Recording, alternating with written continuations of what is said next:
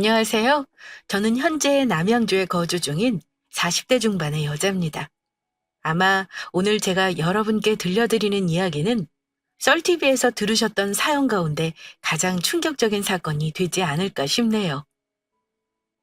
제가 가지고 온 이야기의 주제를 먼저 말씀드리자면 전 남편 위장이혼 사망입니다. 주제만 듣고도 혹시 예상하시는 분들이 계시려나요? 저는 남편 시신도 못 보고 장례를 치렀습니다. 그저 갑작스러운 심장마비로 죽은 줄로만 알았던 남편을 제가 5년 만에 다시 마주했었죠. 그것도 다른 여자와 재혼을 하여 아이까지 낳아 기르고 있는 그 모습을 말입니다. 살다 살다 그런 일을 제가 겪게 될 줄이야. 제가 겪은 저 이야기를 가지고 드라마로 만들어도 아내의 유혹 뺨칠 만한 막장 드라마가 탄생할 것 같네요. 더 길게 설명할 것 없이 바로 이야기를 시작하겠습니다. 일단은 제가 결혼했던 그 남자와 시댁 인간들에 관한 이야기 먼저 시작해 볼게요. 어머니, 저희 집에는 어떻게 들어오신 거예요? 아니, 그리고 왜? 왜 마음대로 제 속옷을 건드세요? 이건 아니죠. 제가 얼마나 놀란 줄 아세요? 강도라도 들었던 건 줄 알고 경찰에 신고까지 하려고 했었어요. 부적이 있다고 애가 생기면 대한민국에서 난임 치료하는 부부들이 어디 있겠어요.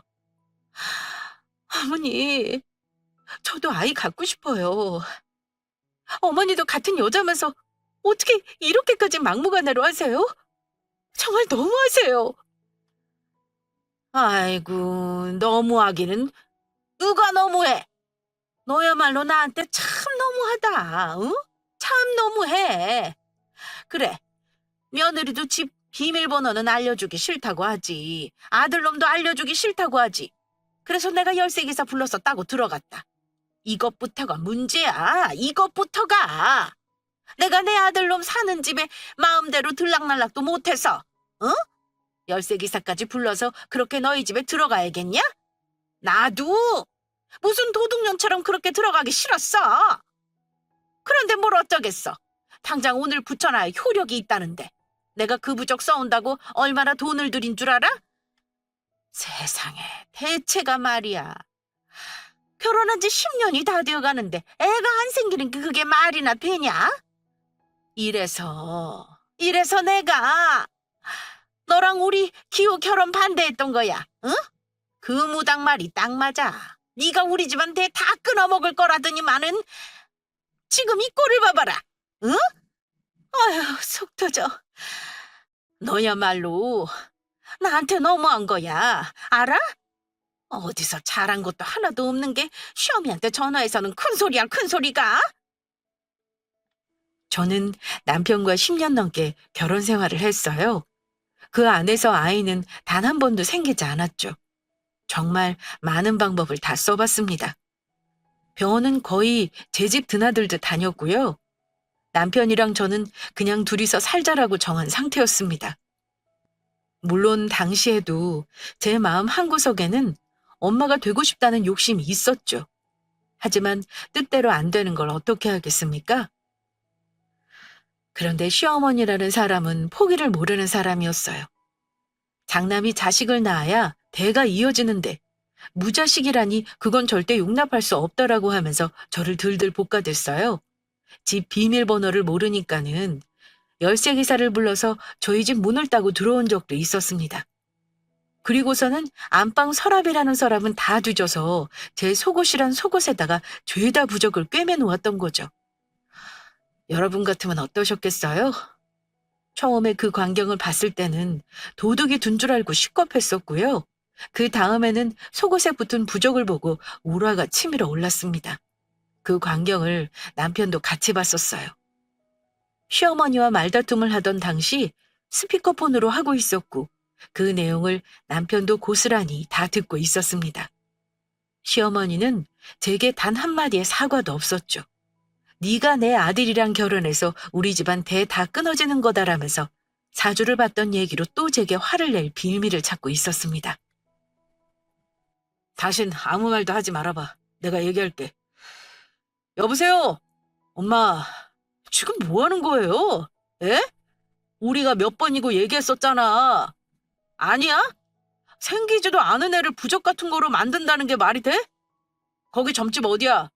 얘가 아주 사기꾼이라고 경찰에 신고해버릴 거니까. 우리가 괜찮다는데 왜 엄마가 자꾸 이런 식으로 스트레스를 주니까 이 사람이 힘든 거야. 알아?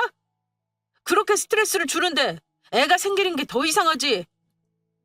어쨌든 내가 지난번에 한 얘기 변함없어요. 나랑 이 사람 더는 애 낳을 생각 없어. 그냥 둘이서 살 거니까 그런 줄 알아요. 한 번만 더 이래봐. 나 정말 가만히 안 있어.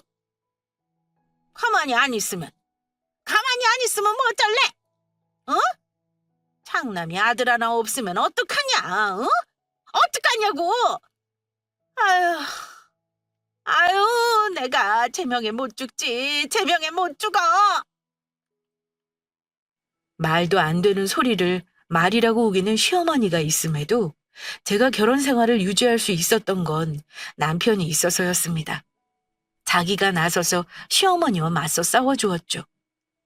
당시만 해도 저는 내 남편밖에 없구나 하고 살았어요. 유별나게 사이가 좋았던 건 아니었지만 적어도 부부로서 서로를 지켜줄 줄 아는 부부로 살았습니다. 저는 그렇게 살았다고 생각을 했어요. 그 인간이 뒤에서 무슨 짓을 하고 다닌 줄은 꿈에도 몰랐던 거죠. 그렇게 남편에 대한 신뢰가 두터웠기에 저는 그 결혼 생활을 할 수 있었습니다. 남편이 회사에서 구조조정이 일어날 것 같다고 말을 할 때도 당신이 전업주부하고 내가 더 열심히 돈 벌면 된다라고 씩씩하게 말할 수 있었어요. 우리는 균형 잡힌 부부관계라고 생각을 했으니 말이죠. 여보, 구조조정이 있을 수 있다는 거 소문만 도는 거지 아직 확정난 것도 아니잖아.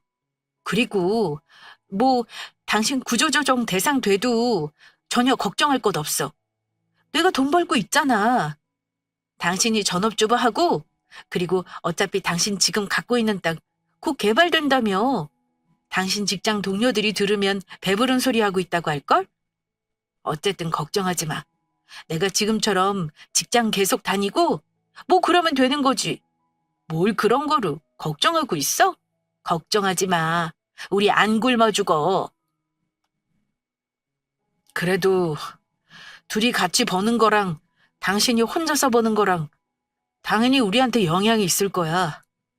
만약에 혹시라도 구조조정이 있을 거라고 하면 악착같이 버텨봐야지. 월급쟁이가 할 수 있는 게 뭐겠어. 회사 비 다 맞춰가면서 알아서 기는 거지. 땅이야 개발돼야 그게 돈이 되는 거고. 아무튼 좀 심란하기는 하네. 그리고 남편은 땅도 가지고 있었어요. 개발이 될 거라는 소식을 믿고 자기가 사둔 땅이었죠. 땅도 있겠다. 제가 직장도 다니고 있겠다. 저는 정말이지 남편이 전업주부가 된다고 해도 아무 상관없었습니다. 돈을 누가 벌면 뭐 어때요? 같이 잘 살면 되는 거죠. 그런데 여기서도 시어머니라는 사람은 제 탓을 해댔어요. 구조조정 얘기 때문에 심란해하던 중 시댁 식구들과 식사를 하는 자리가 있었습니다. 시동생과 남편이 대화를 하던 중 흘러가듯 이야기를 했는데 그거를 시어머니가 그새 들은 거였죠. 세상이 무너지는 사람처럼 펑펑 울다가 시어머니는 제게 화를 내기 시작했어요. 아유, 왜긴요. 자기 아들이 잘릴지도 모르는 거 그것도 제 탓이라고 말입니다. 아유, 그래서 내가 너희 결혼하겠다고 했을 때 그때 내가 뭐라 그랬어? 내가 이 결혼하면은 기호 넣어? 네 인생 안 풀릴 거라고 엄마가 말했어, 안 했어? 사주상으로 네 와이프가 네 길을 쪽쪽 빨아가고 네 앞길 망칠 거라고, 응? 그 무당 이용하다고 아주 전국적으로 소문이 났던 양반이야. 내가 니들 날 잡겠다고 할 때 친작 가서 궁합봤던 거 아냐? 응? 그런데도 다 미신이라고? 믿을 거 못 된다고 이 어미 말을 싹 잘라먹더니만은 아유, 속 터져.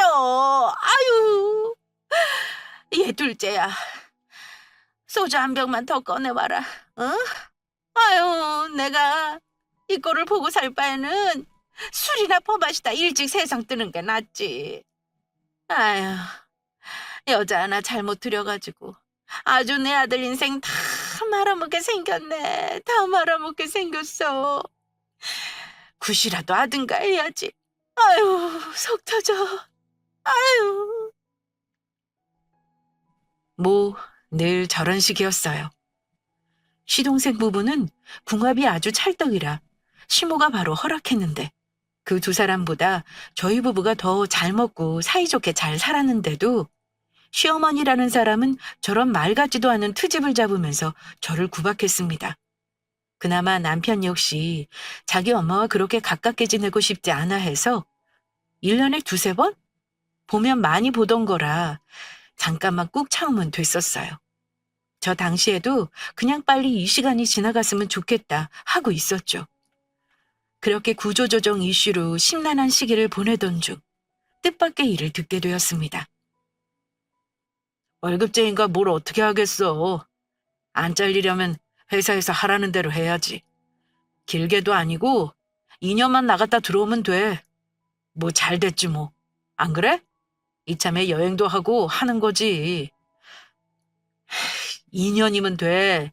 2년만 나가서 지사 관리하고 들어오면 구조조정 얘기도 어느 정도 정리되어 있을 것이고 나도 내 자리 지킬 수 있을 테니까 당신이 이거는 이해 좀 해줘.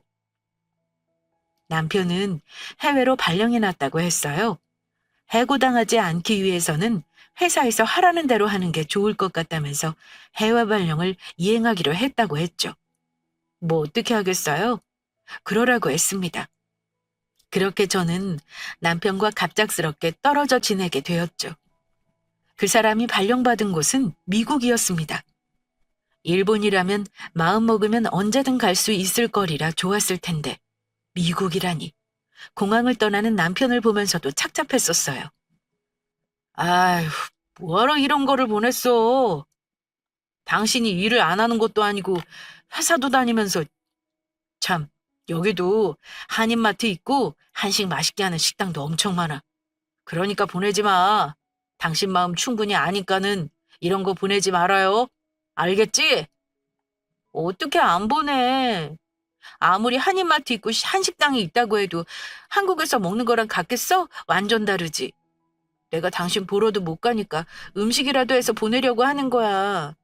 내가 내 마음 편하라고 보낸 거니까 그냥 아무 소리 하지 말고 받아서 드세요. 응? 일은 할 만해? 아, 내가 크리스마스 때 갈까? 한국 사람도 당신 한 명뿐이라면서 회사 사람들이랑 어울리는 것도 어색할 텐데. 저는 미국에 가 있는 남편을 위해서 한 달에 한 번씩 대용량으로 반찬을 해서 보냈어요. 저도 직장을 다니고 있던 터라 뭐 제주도도 아니고 미국을 오고 갈 수 있는 상황이 아니었으니 말입니다. 더욱이 마음에 걸렸던 건 남편이 말하기를 한국인 직원이 자기 한 명뿐이라고 얘기했었기 때문이죠. 타지도 외로운데 심지어 타국에서 한국인 직원 한 명 없이 있을 남편이 안쓰러웠습니다. 그렇게 안부를 묻고 있는데 어? 한국말이 들려오는 게 아니겠어요? 남편은 회사에 있을 시간인데 말입니다. 기호 씨, 이거 먹을 거야? 뭐 어떤 거? 어머, sorry? 분명 한국말이 들려왔는데 똑같은 목소리로 한국어를 했다가 주춤하더니 금세 영어를 쓰더군요. 괜히 그러는 거를 생각했어요. 별것도 아닌 건데 내가 괜히 과하게 생각하는 거라고 말입니다. 남편이 식당에 가 있는 것일 수도 있는 거고 한식당에서 친구를 사귀었을 수도 있는 거니 말이죠. 남편 역시 서둘러 제게 이야기를 하기는 했어요. 잠깐 밖에 나왔다고 말입니다. 어, 나 지금 잠깐 점심 사러 밖에 나왔어. 한국 사람 보러 내가 한인식당에 더 자주 온다니까. 내가 얼마나 자주 왔으면 여기 직원들이랑 형, 누나, 오빠 뭐 별걸 다 하고 지내. 당신 남편 다른 건 몰라도 친화력 하나는 끝장나잖아. 나 진짜 여기저기서 잘 먹고 다니니까 무리해서 반찬하지 마. 알았지? 내일 또 통화하자. 뭐 그럴 수 있겠거니 했습니다. 한국에 있을 때도 여자 문제 이런 거는 정말 단 한 번도 일으킨 적이 없었던 사람이니 그냥 남편이라는 인간을 제가 철썩 믿었어요.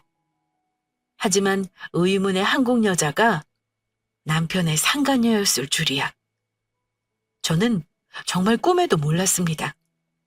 아무것도 모른 채 그렇게 장거리 부부로서 한 해를 보내고 또 다른 한 해를 맞이했죠. 여보, 일이 바쁜가 보네. 시간 날 때 연락 줘. 당신 무슨 일이 있는 거야? 메일도 확인 안 하고. 나 걱정돼. 잘 있으면 잘 있다 그거라도 알려줘. 그러다가 정말 일상을 잘 보내고 있었는데 남편이 2주가 넘도록 연락이 안 되는 게 아니겠어요? 2주가 넘도록 말입니다. 지금도 저 당시만 생각하면 사람이 피가 마른다는 게 무슨 뜻인 줄 알겠더군요. 전화도 문자도 메일도 여러 수단 중에 단 하나도 연락이 되지 않았죠. 회사에서는 분명히 멀쩡하게 근태를 하고 있다고 말해줬는데 당사자인 남편과 연락은 안 되지. 정말 오만 가지 생각이 다 들었습니다. 그래서 일단 제가 다니고 있던 직장에 급하게 연차를 몰아서 쓰고 미국을 가기로 했어요. 출국하기 이틀 전쯤이었을 겁니다. 남편이 해외라 나가고 나서 연락 한 번 왕래 한 번 없던 시어머니가 제게 전화를 걸어왔어요. 네 동서가 보낸 메시지 보고 그리로 좀 와라. 옷은 너무 튀게 입지 말고 우리도 여기서 한두 시간 걸리니까 시간 맞춰서 오고. 어머니는 대뜸 제게 전화를 걸어서는 동서가 보낸 주소지로 오라고 했습니다. 무슨 일인가 했어요. 당장 이틀 뒤면 미국으로 가야 해서 할 게 많은데 그래도 시어머니라고 속 시끄러워 할까봐 남편이 연락 안 된다는 소리를 안 하고 있었죠. 일단은 동서가 보내준 내용의 주소지를 찍고 그 장소로 향했습니다. 장소에 도착하고 나서 저는 더 당황할 수밖에 없었어요. 도착 장소가 다름 아닌 납골당이었기 때문입니다. 그리고 시댁 식구들과 마주한 저는 대체 여기는 왜 온 건가 하는 표정으로 말없이 그들 뒤를 따라갔어요. 수많은 칸을 지나 발걸음을 멈췄고 저는 그 자리에서 주저앉고 말았습니다. 어머니, 서방님, 동서, 이게 대체 뭐예요? 이게 뭐야? 이 사람 이름이 왜 여기 있어요? 예? 우리 남편 이름이 왜 여기 있냐니까요? 서방님!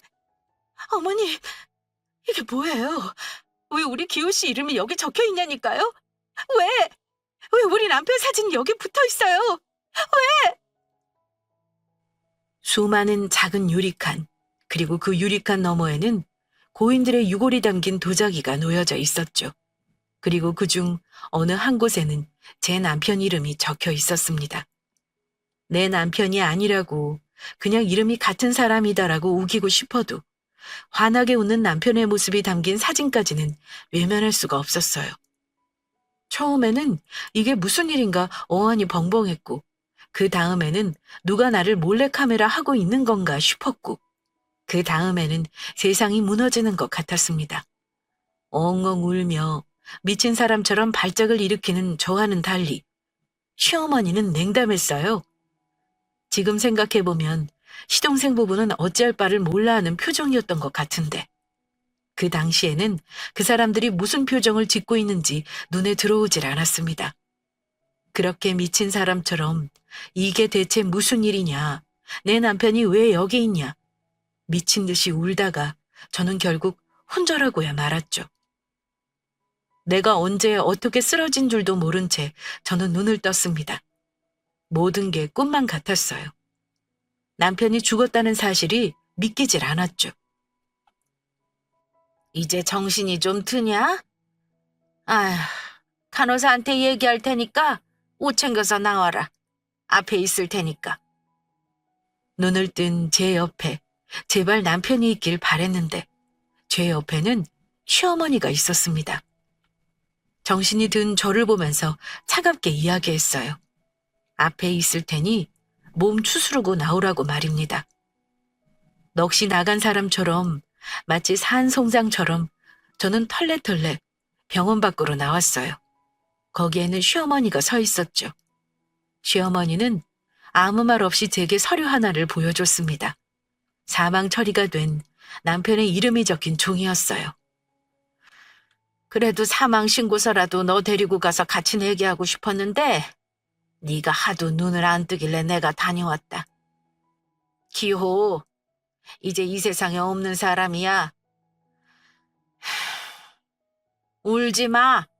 네가 울 자격이나 있니? 내가 말했었지? 네가 우리 기호 명줄 잡아먹는 거라고. 네가 네 남편 잡아먹고 나서 뭘 울어 울기를. 지금 땅치고 울고 싶은 건 나다. 그때 내가 말렸어야 했는데. 그때 내가 말렸으면 우리 기호 명줄이 길었을 텐데. 죄송합니다. 죄송해요. 죄송합니다. 죄송해요. 죄송해요. 제가 왜 죄송하다고 했던 건지. 지금이야 억울하고 분이 안 풀리지만 저 당시에는 남편이 죽었다라는 생각에 모든 게 내 탓인 것 같았어요.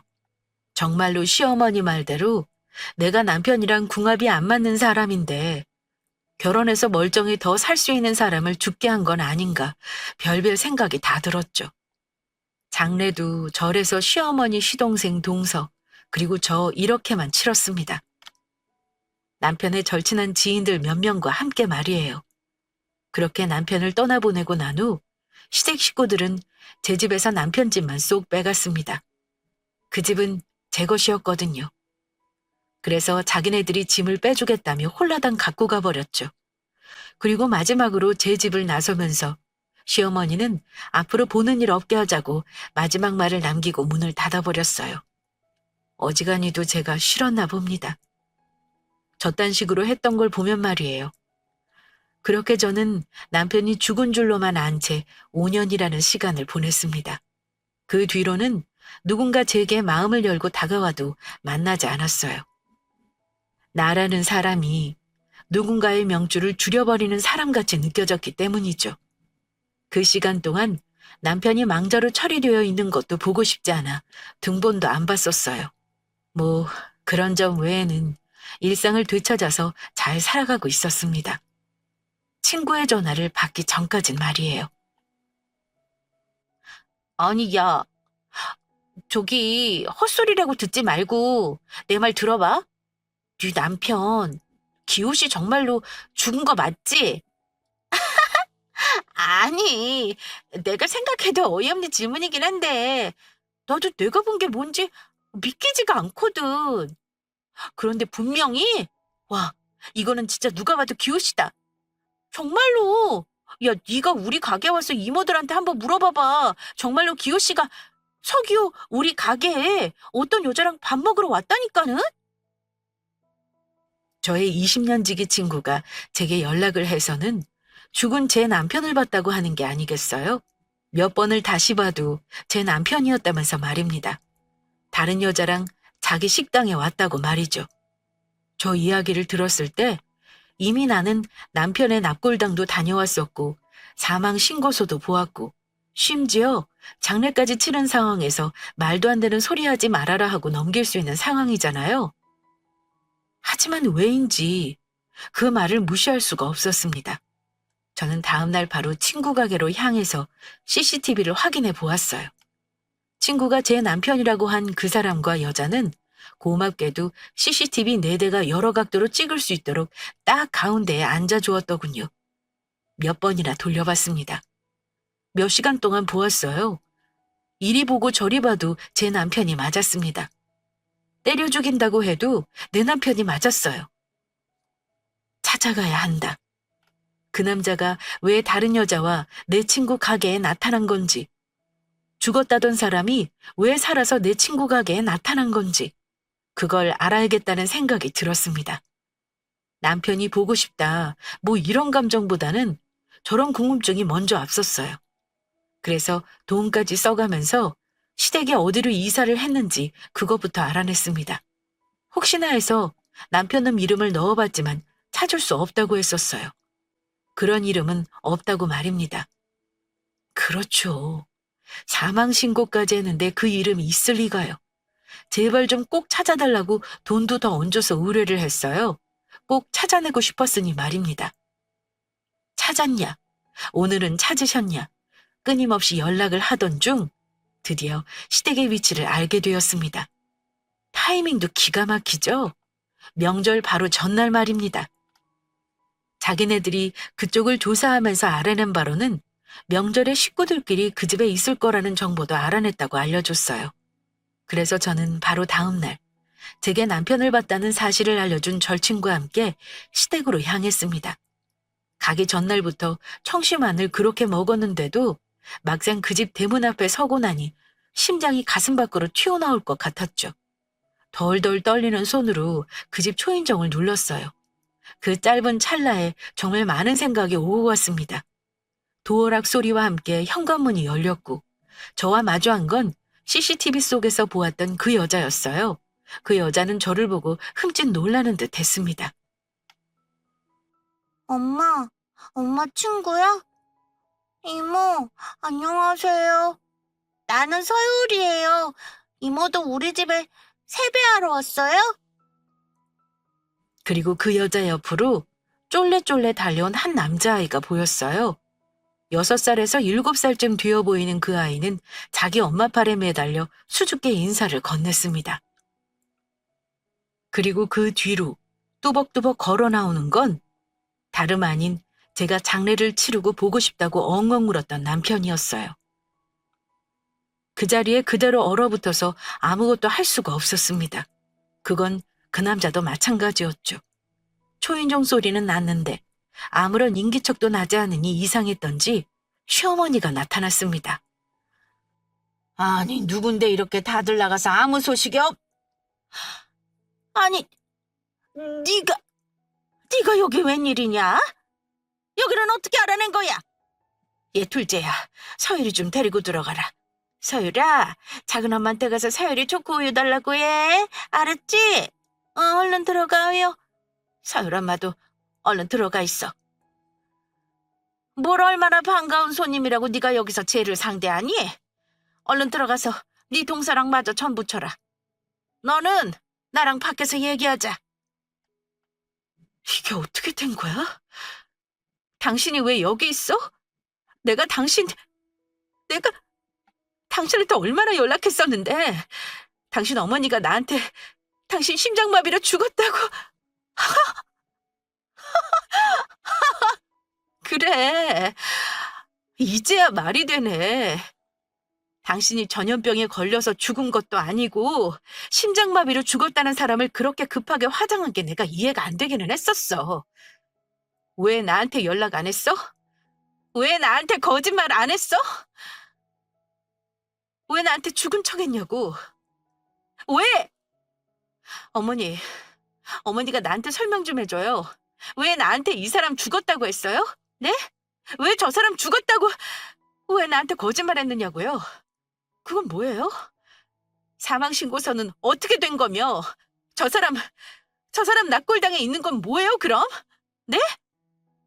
말 좀 해봐요, 아무나! 일단 나가서 얘기해, 애 놀라니까. 아이를 이야기했습니다. 남편이라는 놈이 아이가 놀라니 나가서 이야기하자고 하더군요. 그 인간 뒤로 다시 문이 열리더니 처음에 현관문을 열고 저와 대면했던 그 여자가 고개를 내밀었습니다. 여보, 유리 안에 있으니까 나가서 얘기해. 괜히 애한테 큰 소리 들으면 안 좋아. 여보? 기호씨, 어떻게 사람이 그래요? 다른 여자랑 살림 차리고 살려고 그렇게까지 하고 싶었어요? 해도 너무하네 정말. 그럼 그냥 이혼하자고 하던가. 가족 여럿이서 지금 사람 하나 등신 만드는 거야? 뭐야? 야 선아야. 가자고. 이딴 것들이랑 상종하지 말고 가자니까. 야, 저 자식 저거 여자한테 미친놈이야, 어? 참, 사람 겪어봐야 안다고 내가 말로만 들었지. 추하다, 추해. 누구 보고 추하대? 누구 보고 미친놈이라는 거야? 아이고, 10년이 넘도록 자식 하나 못 낳는 거를 우리 집에서 며느리라고 데리고 살아준 걸 감사하게 생각해야지. 내가 그러라고 했다. 응? 내가 그러라고 했어.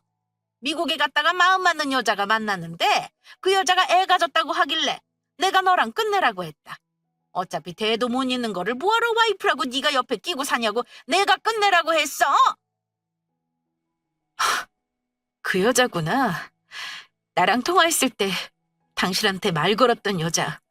그럼 차라리 나한테 솔직히 말을 하고 이혼을 했으면 되는 거 아니에요? 사람이 죽었다고까지 하면서 그렇게 하고 싶었어요. 당신은 그렇게 하고 싶었어? 진짜 해도 너무들 한다. 당신 어머니나 당신 집안 식구들이 나한테 한 거, 그건 나도 아무 상관없어. 애초부터 가족이라고 생각 안 한 사람들이니까. 그런데 당신은 나한테 이러면 안 되지. 당신 솔직히 얘기하지. 솔직히 얘기를 했어야지. 나 다른 사람이 생겼다. 너랑 같이 살고 싶지 않다. 이혼하자. 당신 진짜 추한 사람이었구나. 내가 그거를 몰랐네. 10년이 넘도록 당신이랑 살면서 내가 당신을 몰랐어. 사람이 어떻게 그래? 너무 충격적이었습니다. 내가 보고 들은 이 상황이 다 사실인 것인지, 내가 지금 꿈을 꾸는 건 아닌지, 아니면 누군가 나한테 몰래카메라를 하고 있는 건 아닐까 너무 끔찍했어요. 그런데 더 끔찍한 건 시어머니였던 그 정신 나간 여자가 뒤이어서 하는 말이었습니다. 저한테 왜 그 자식이 죽었다고 했는지 그 이유를 정신 나간 여자가 말해줬죠. 그렇게 해야 너한테 우리 아들 재산 땡전 한 푼도 안 주지. 평생을 시집와서 자식 하나 못 낳은 것한테 뭐 예쁘다고 위자료를 주고 재산까지 나눠줘? 아이고, 내가 그 꼴은 못 보지. 우리 귀한 장손 곱디곱게 키우려면 들어갈 돈이 태산일 텐데 그 돈을 너 같은 것한테 주라고? 절대 안 되지. 겨우 그것 때문에 그런 거야? 대답해봐. 겨우 그깟 돈 때문에? 야, 나 너한테 돈 같은 거 받을 생각 없이 나는 그냥 당신이 살아있는 게 맞는 것인지 그거 보러 온 거였거든? 그런데 안 되겠다. 내가 억울하고 역 같아서라도 내가 니들 가만두면 안 되겠다. 어? 내가 니들을 가만두면 내가 못 살 것 같다. 어? 그래. 어디 한번 네가 한 짓이 어떤 짓인지 한번 그대로 당해봐. 이 싸가지 없는 것이 어디서 너너거리고 있어? 뭐? 역 같아서? 야! 어디다 대고 반말이야? 당신 나랑 무슨 사이인데? 당신 나랑 무슨 사이냐고. 당신 아들 죽었고 나는 시어머니도 없어. 그런데 뭔데 당신이 나한테 육지거리야? 노막 났으면 입 꾹 다물고 찌그러져 있어. 당신이 그딴 식으로 살아왔는데 당신 손자매 당신 자식이 잘 먹고 잘 살 것 같아? 절대 아니지. 한번 두고 보자고. 내가 어떻게 하는지. 일단 그 인간들이 저를 속일 수 있었던 데는 참 많은 비밀이 숨겨져 있었습니다. 납골당은 그냥 말 그대로 거짓말이었어요. 시동생이었던 놈이 그쪽 관리자와 아는 사이였고 빈자리에 일시적으로 자기 형 사진이며 도자기를 가져다 두고서는 저를 속인 거였죠. 몇 년간을 말입니다. 그리고 사망 신고서. 그것도 위조였습니다. 아주 집안 식구들 전체가 사기꾼이더군요. 사망 신고서를 위조하는 데 도움을 준 건 동서였던 여자의 사촌이었습니다. 포토샵을 잘하는 그 좋은 재능을 남 속이는 데 쓴 거죠. 그거를 시어머니라는 사람이 자랑이랍시고 떠들어 댔습니다. 그리고 남편놈 장례식에 왔던 그 친구놈들 다 한패였어요. 남자들 의리는 그런 건가 보죠? 친구가 다른 여자랑 살림 차릴 수 있도록 거짓 장례식 조문하는 그런 쓰레기만도 못한 의리 말입니다. 의리는 그딴 게 아니죠. 적어도 의리라는 건 제 절친이 그날 저와 함께 그 인간들이 있는 소굴에 가주었던 것, 그리고 처음부터 끝까지 그 모든 상황을 다 촬영해서 증거로 남긴 것. 그게 의리 아닐까 싶네요. 소송, 손해배상 청구, 복수. 저는 위에 3가지를 진행하기로 했습니다. 절친의 자발적인 도움으로 말이에요. 소송이랑 손해배상 청구야. 좋은 변호사를 만났기에 전적으로 변호사한테 맡겨두었죠. 저와 제 친구가 혈안을 하고서 덤벼들었던 건 복수였습니다. 복수를 준비하면서 딱 한 가지만 생각했어요. 어떻게 해야 그것들한테 내가 겪은 딱 그만큼의 복수를 할 수 있을까? 내가 죽었다고 거짓말 해봐야 그 인간들 아무 감흥도 없을 게 뻔하고, 그렇다면 그것들을 사회적으로 매장시켜버리자는 생각이 들었죠. 야, 아주 대문짝만하게 잘 뽑혔네. 선아, 너 정신 바짝 차려. 내가 무슨 말하는지 알지? 너 마음 약해지면 안 된다. 그 인간들 너 하나 가지고 온 식구가 사기친 거야. 아주 대형 사기. 너 얼마나 힘들었냐? 어? 내가 너 힘들어했던 것만 생각하면 지금도 분이 안 풀려. 아무튼 제대로 마음 먹고 하자. 오케이? 가자. 저와 제 친구가 어디를 갔을 것 같으세요? 흥신소? 아니면 그 인간들이 사는 그 집? 저와 제 친구가 간 곳은 총 3군데였습니다. 첫 번째로는 남편 놈의 회사, 2번째로는 시어머니가 다니는 절, 마지막 3번째로는 상간녀가 수업을 나간다는 대학교였습니다. 저와 친구가 했던 방법은 아주 간단했어요. 남편 놈의 사진을 대문짝만하게 뽑은 뒤 영정사진에 두르는 검은 띠를 둘러주었습니다. 그리고 노트북과 대자보를 챙겨 들고 나갔습니다. 과한 소음을 내면 분명히 경찰의 제지를 받을 테니 말이죠. 불멸의 신 서기호. 월급 주면서 미국 지사로 발령 보냈더니 거기서 상간녀를 만나서 위장 사망. 10년을 넘게 산 조강지처를 속이기 위해 자신이 죽었다고 저를 속였습니다. 서기호의 엄마, 남동생, 재수씨 모두가 그를 도와 한 사람을 속였습니다. 위장한 납골당에 다녀왔고 위장한 장례식을 치렀습니다. 그래서 저는 그 사람을 사회적으로 매장시키고자 합니다. 저런 내용이 적힌 대자보를 저 한 장, 친구 한 장, 가슴팍 앞에 크게 매달고 그 자식 회사 앞에 서 있었어요. 챙겨간 노트북으로는 제가 시댁을 찾아갔던 그날의 모습을, 친구가 찍었던 그 영상, 그날의 그 영상을 틀어놨죠. 출근하는 모든 직원이 그 망할 놈의 거대한 영정사진에 놀랐고, 저와 제 친구가 들고 있는 대자보를 보고 놀랐고, 그리고 노트북 영상을 보고 놀랐습니다. 이선아, 너 지금 뭐 하는 거야? 미쳤어? 사람 개망신 줄고 작정했어? 야, 너 내가 좋게 말할 때 빨리 네 친구 데리고 가. 가라고! 나 니들 집안 개망신 주려고 작정했어. 그렇지 않고서야 내가 여기에 이 꼴로 왔겠니? 우리 오늘 바쁘니까 말 그만 시키고 너는 가서 네 일이나 해. 아마 너 일 못하겠다. 아까 너희 팀 부장인지 뭔지 아는 사람도 이거 보고 갔어. 나한테 묻더라. 자기가 아는 서기호 맞냐고. 그래서 맞다고 했지. 아이고, 네 부장인가 보다. 얼른 전화 받아. 너 찾는 전화일걸? 아이, 너 정말. 예, 부장님.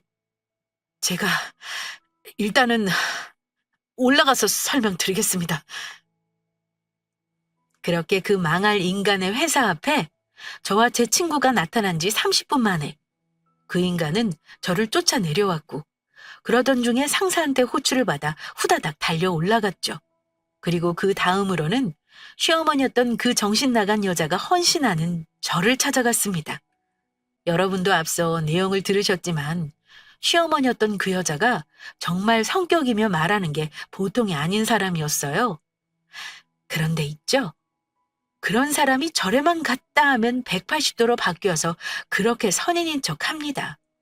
아직도 저와 제 친구가 그 전에 나타났을 때 기겁을 하면서 뛰쳐나오던 그 정신 나간 마녀의 모습이 떠오르네요. 그리고 마지막으로 상간녀의 대학. 여기가 아주 대박이었습니다.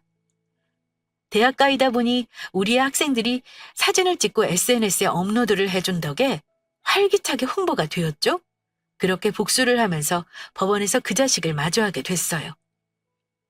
너 꼭 그렇게까지 해야 했어? 지금 우리 집에 어떤 줄 알아? 우리 와이프 학교 수업 다 잘렸고 엄마는 지금 머리 싸매고 누워 계셔. 나는 또 어떤데? 나는 너랑 오늘 이렇게 법원에서 지지고 볶고 나서 내일 또 회사 징계위원회 가야 해. 알아? 어떻게 사람이 이렇게 추하게 노니? 어? 내가 추하게 놀았어? 입이 있으면 말은 바로 해야지. 내가 추하게 놀아? 정말 그렇게 생각해? 너는 나한테 그런 얘기하면서 안 민망하니? 추하게 논 건 너랑 네 집안 식구들이지. 너랑 너희 식구들, 니들이 나한테 한 짓 생각하면 아직 받을 벌이 한참은 더 남았어. 알아? 창피한 줄 알아. 네 자식한테 창피한 줄 알라고. 걔가 나중에 커서 너를 뭐라고 생각하는지 네 애가 불쌍하다. 애가 무슨 죄야? 부모를 선택해서 너 같은 걸 만난 것도 아닐 텐데. 다른 건 몰라도 네 애한테는 죄인처럼 살아. 평생 사죄하면서. 자기네들이 저지른 거 그대로 돌려받는 건데 그걸 억울해하더군요. 그 인간들 저에게 호되게 당한 데다가 저한테 손해배상까지 해야 했습니다. 판결 결과가 그렇게 나왔거든요. 이렇게 저는 손해배상까지 받고 복수를 마쳤습니다. 그리고 제 마음 안에서 한때나마 내가 내 편이라고 믿었던 그때의 남편이 죽었다고 받아들였어요. 법원에서 만난 그 남자는 제가 알던 그 사람의 모습이라고는 하나도 없었거든요. 아이고, 이야기를 적다 보니 시간 가는 줄도 모르고 적었네요. 저는 이제 글을 마칩니다. 제 이야기가 여기서 끝이거든요. 이야기 들어주셔서 감사합니다. 좋은 저녁 보내세요.